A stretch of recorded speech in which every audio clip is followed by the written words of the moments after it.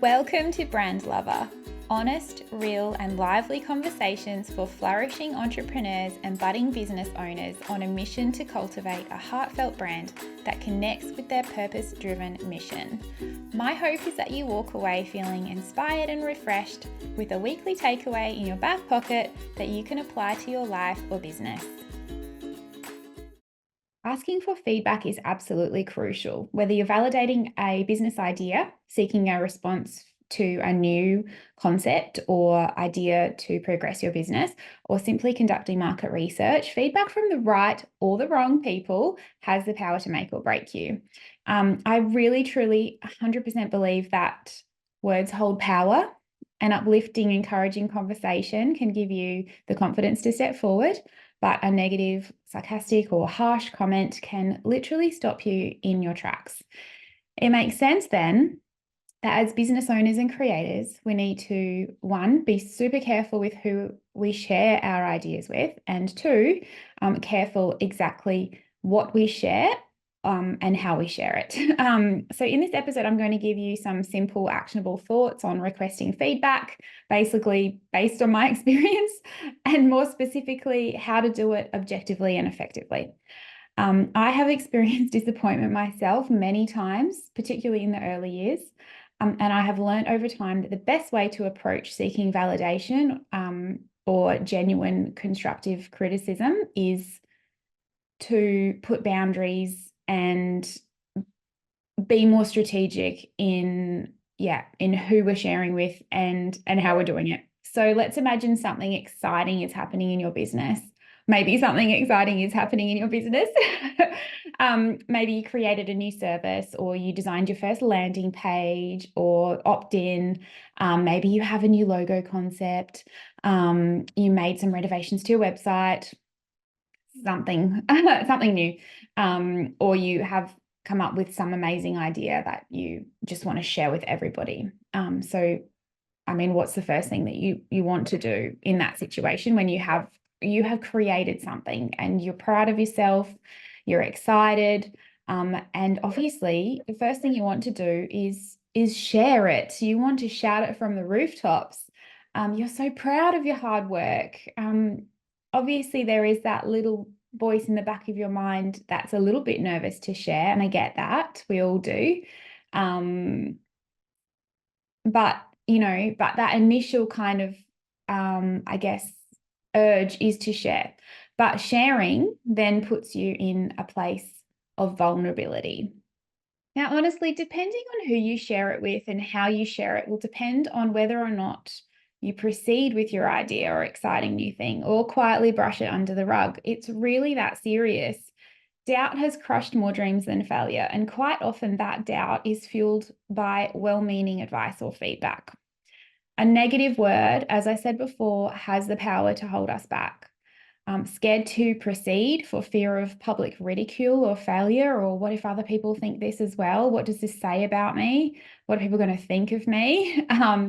But positive affirmation validates your idea, giving you the confidence to give it wings. So the two biggest mistakes that new business owners, or even, I don't know, maybe not even new business owners, make in regards to requesting feedback are, one, that they're asking the wrong people, and two, they're asking the wrong questions.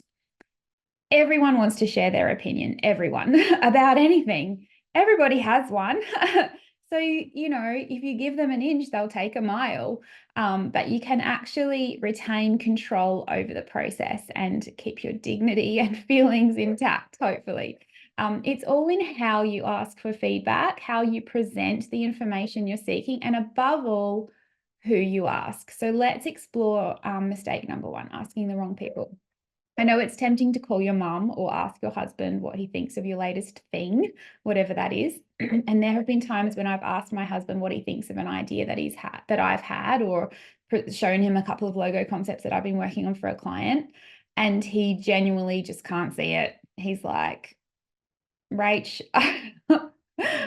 it's not doing it for me. I can see it in his face, and he's trying to be very kind, and I love him.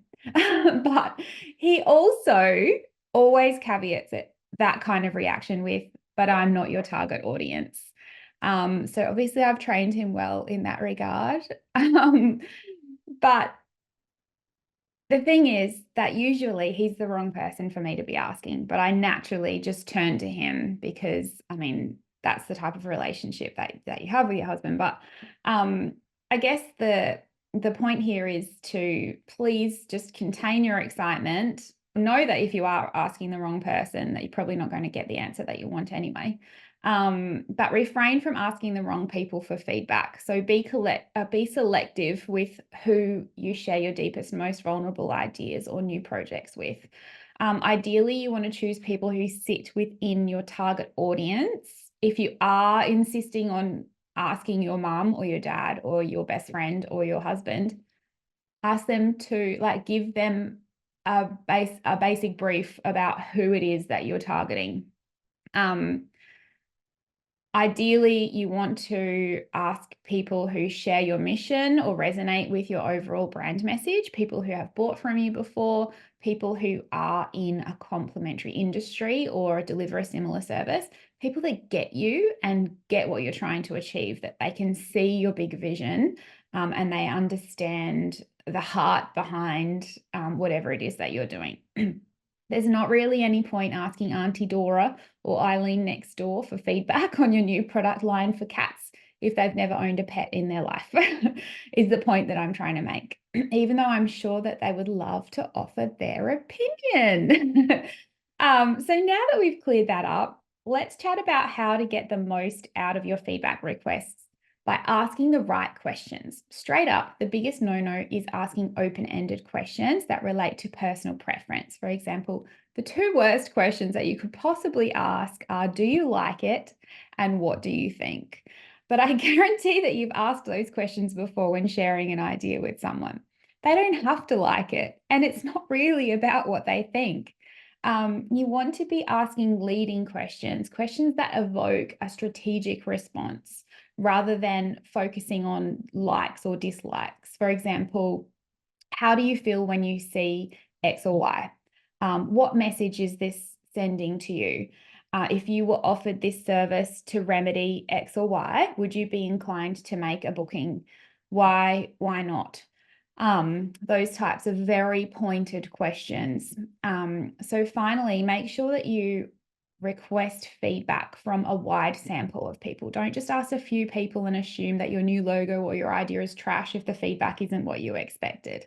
And even if the feedback isn't what you're expecting, if you're asking the right people and you're asking the right questions and you still aren't able to validate what you're thinking, take that as a good sign that you haven't released something publicly before given the chance to tweak it, so that it is at its optimum before you present it to the marketplace.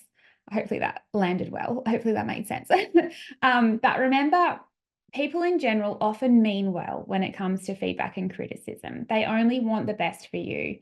And it's much easier to give that kind of feedback and offer an opinion than to receive it.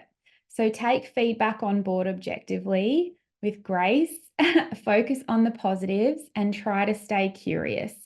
Ask the right people the right questions, and I guarantee your experience will be both fruitful and insightful. So let me know if this episode was helpful, or if you've ever had an awful experience asking for feedback like I have. I'd love to hear from you. Feel free to connect with me on Instagram, Rachel_brand mentor. And yeah, can't wait to hear how you go.